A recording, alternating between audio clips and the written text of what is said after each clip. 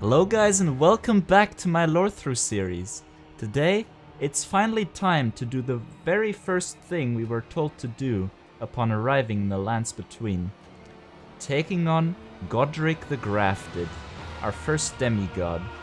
Before taking him on, however, let us quickly have some NPCs summarize what we know about him to set the stage for the fight. Yes. Now, allow me to furnish you with a little advice. I would take great care to avoid Godrick's tarnished hunts were I in your shoes. That depraved lot are obsessed with sacrificing tarnished like you for the sake of grafting. Honestly, Godrick's nothing more than a jumped-up country bumpkin.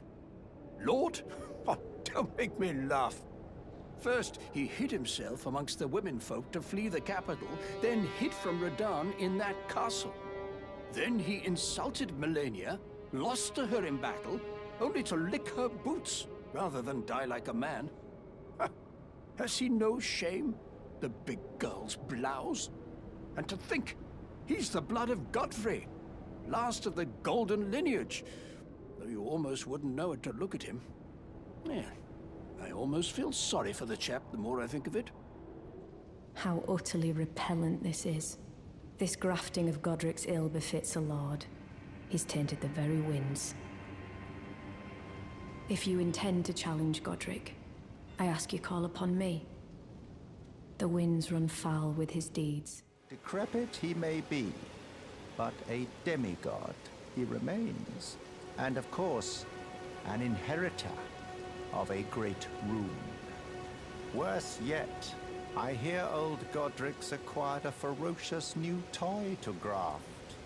So, prepare for the worst.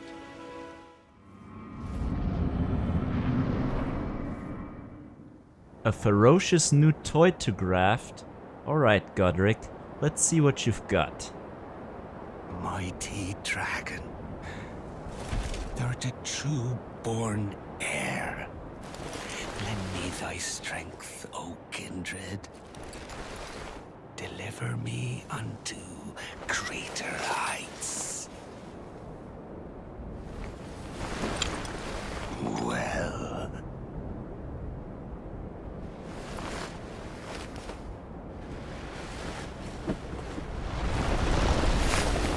Hello, tarnished. Playing as a lord. I command thee, kneel! I am the lord of all that is golden.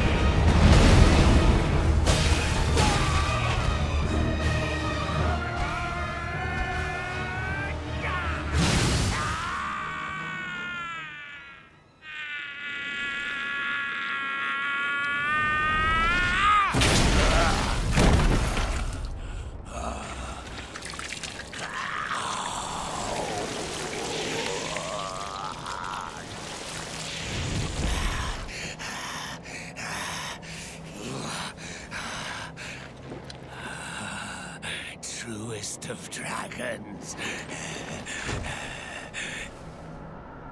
Lend me thy strength.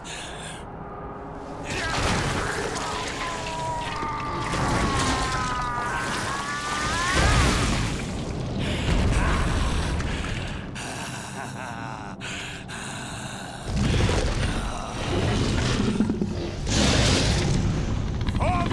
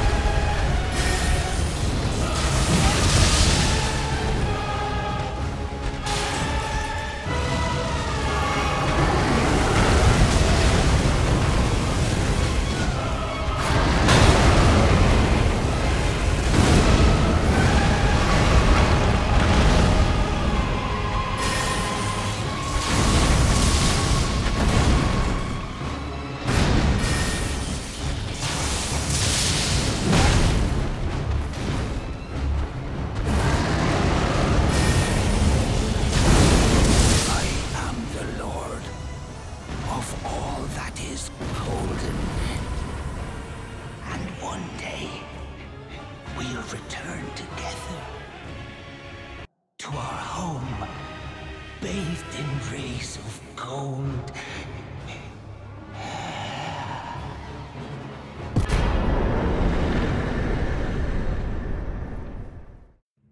What a legendary battle. Varey wasn't lying with the ferocious new toy.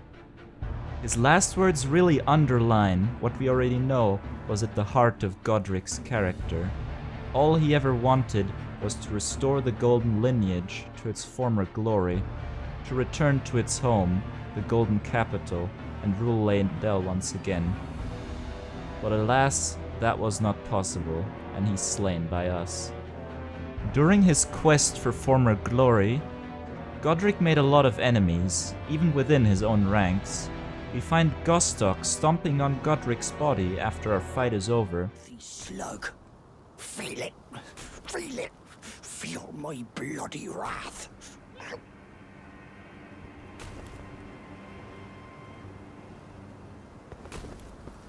Oh. Hello there. This weasel was... Godrick was always looking down on me. He got what he bloody deserved thanks to you. I tell you though, what goes around comes around. He had an ugly heart, an uglier countenance, and met the ugliest of ends, eh?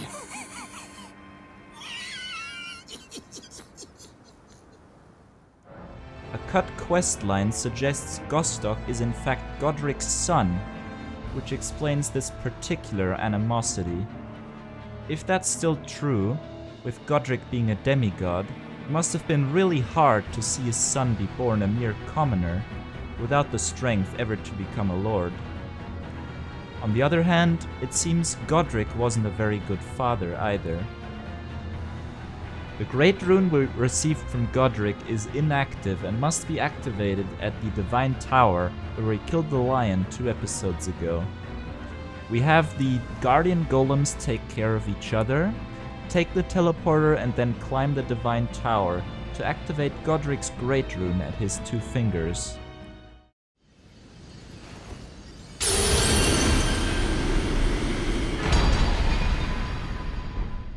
After equipping it at a site of grace, we can now use a rune arc to gain 5 to all stats until our next death. And now for the most important thing. Having slain our first demigod, we can now have an audience with the 2 fingers and become a proper member of the Round Table Hold, like Varey and Gideon have been telling us to do. By the way, it seems the entire Round Table Hold has already heard of our successful battle against Godrick, as even Master Hugh congratulates us when we talk to him. Now, look at you. Those eyes tell a story of a challenger who's felled his mark. Find them well. Now lay out your arms. This is the first time we get any, even if indirectly through the 2 fingers and Enya, insight into what we must assume to be the real intentions of the Greater Will. As a reminder, you can basically think of the Greater Will as God in the biblical sense, while all the other gods we hear about are either chosen vassals by the Greater Will, or represent natural forces that have influence on the world somehow.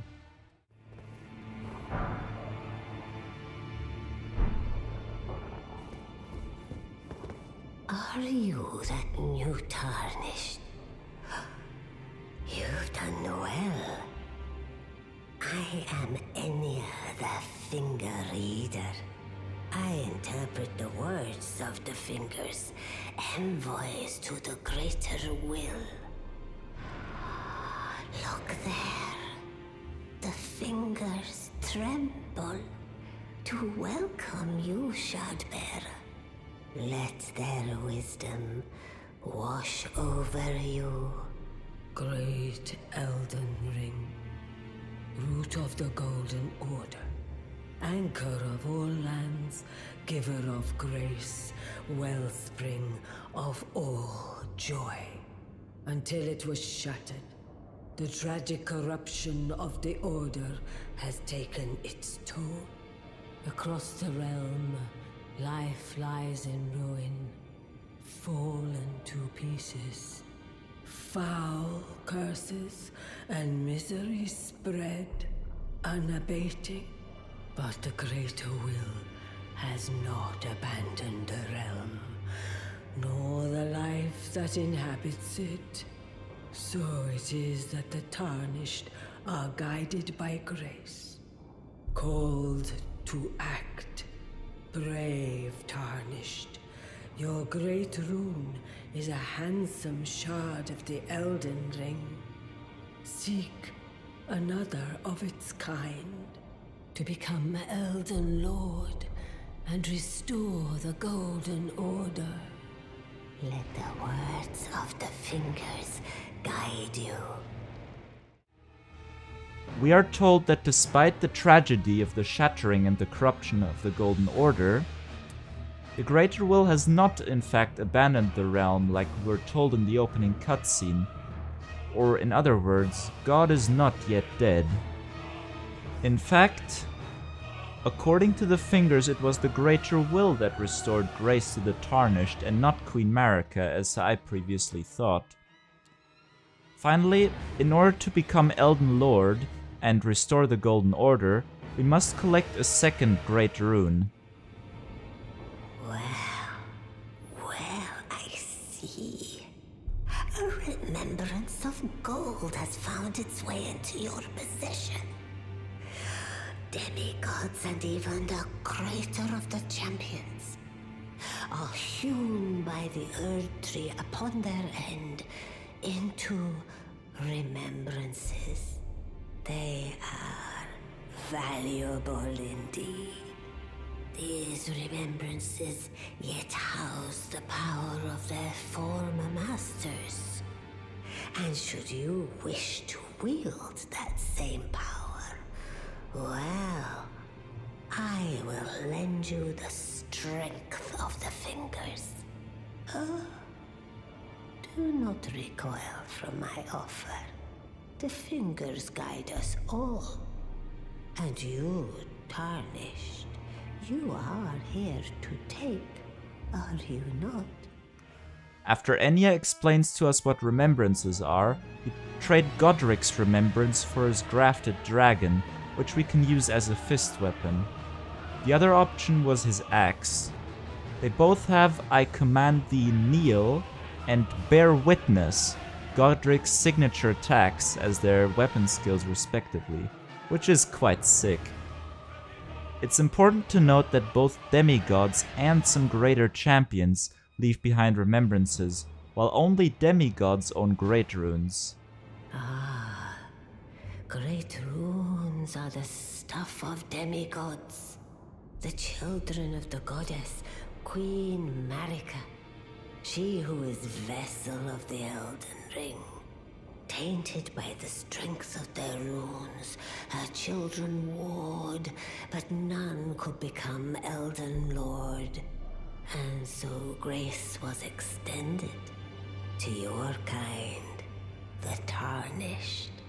Listen, the fingers speak. The Greater Will has long renounced the demigods. Tarnished, show no mercy. Have their heads. Take all they have left. Indeed. But remember one thing. The demigods are each and all the direct offspring of Queen Marika. Godrick the Grafted was but a distant relation, the runt of the litter. His divine blood sorely diluted. Now go forth. Let the words of the fingers guide you. It seems the Shattering was such a brutal and vile war that the Greater Will actually renounced the demigods. This may explain why Godrick's two fingers atop his divine tower were dead, as two fingers are envoys to communicate with the Greater Will, only granted to candidates for the Elden Throne. Before we go, Enya gives us an expected warning that the other demigods won't be quite as easy to defeat as Godrick was the runt of the litter, so to say. After having the long-awaited audience with the Two Fingers, we now want to talk to Gideon to have him welcome us as a proper member of the Round Table Hold. If you wanted to talk to Vare about this audience too, you're out of luck. He's moved to the Rose Church in Liurnia, but has left behind the Bravo gesture to congratulate us. However, on our way to his room, we spot Nepheli Lu down the hall. She gives us an arsenal charm she found in Stormveil, because we were the one to defeat Godrick. You again. I thought you'd receive a summons to the Round Table. Nepheli Lu, we met at Stormveil. I'm glad to see you here. I have something for you. I found it in Godrick's grafting grounds. You were the one to defeat him, I would hazard. Make good use of it. I don't intend to make a habit of scavenging corpses. Ah, yes.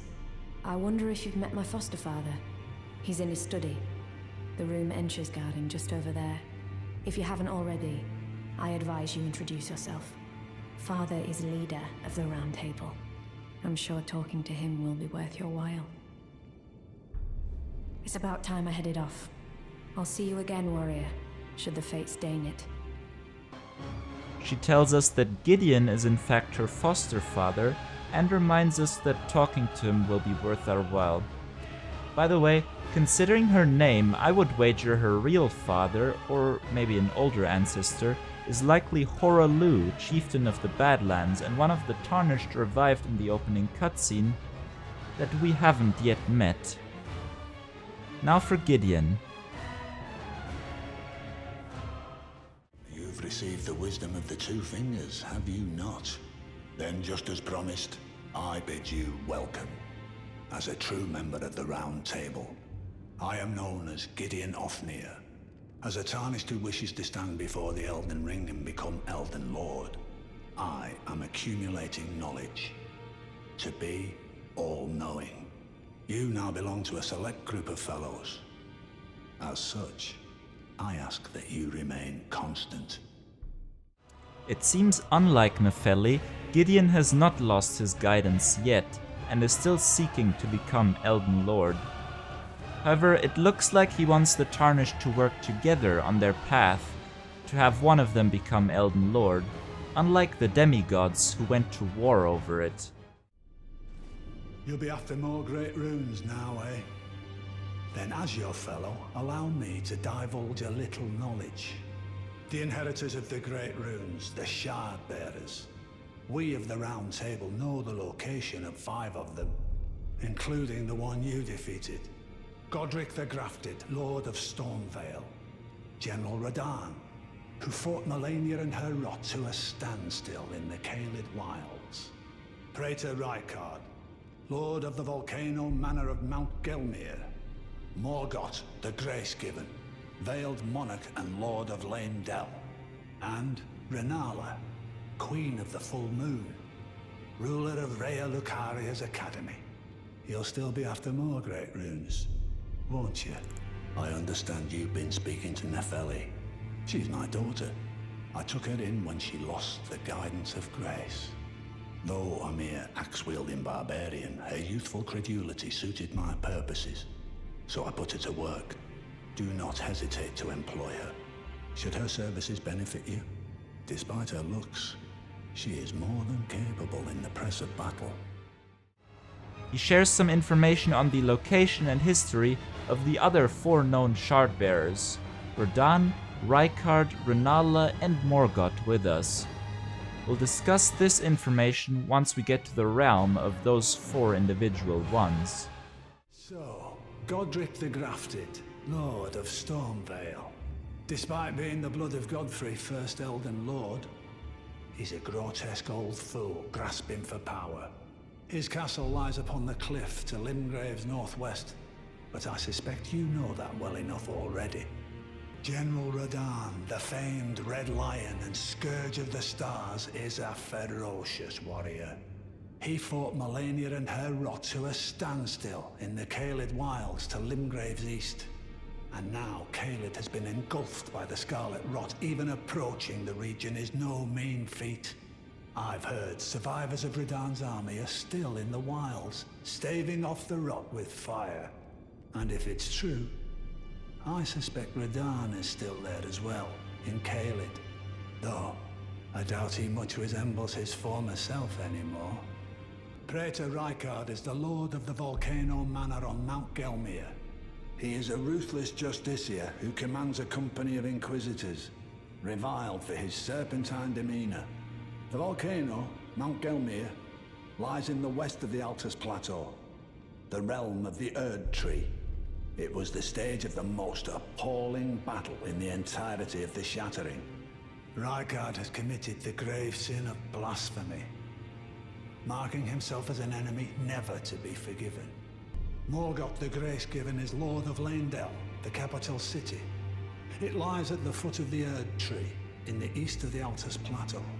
But the Two Fingers forbid us from venturing there, until we've acquired enough great runes to repair the Elden Ring. Set your sights elsewhere for the time being. The Veiled Monarch can wait. The Academy of Rhea Lucaria lies to Limgrave's north, towering over the mist-laden lands of Liurnia. Rennala is queen of the Carian royals, who govern the Academy. But Rennala herself is no demigod. Her beloved Radagon left her to become Queen Marika's second husband, taking the title of King Consort. The Great Rune dwells within the Amber Egg that was Radagon's gift to her. And that's the video on Godrick the Grafted. We've defeated our first Shardbearer. But wait, you might say, what about the other hidden secret below Stormveil?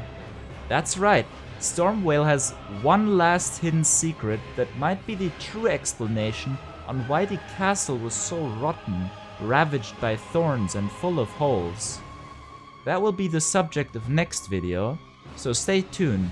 If you enjoyed this one, make sure to leave a like and subscribe. Thank you guys for watching, and goodbye.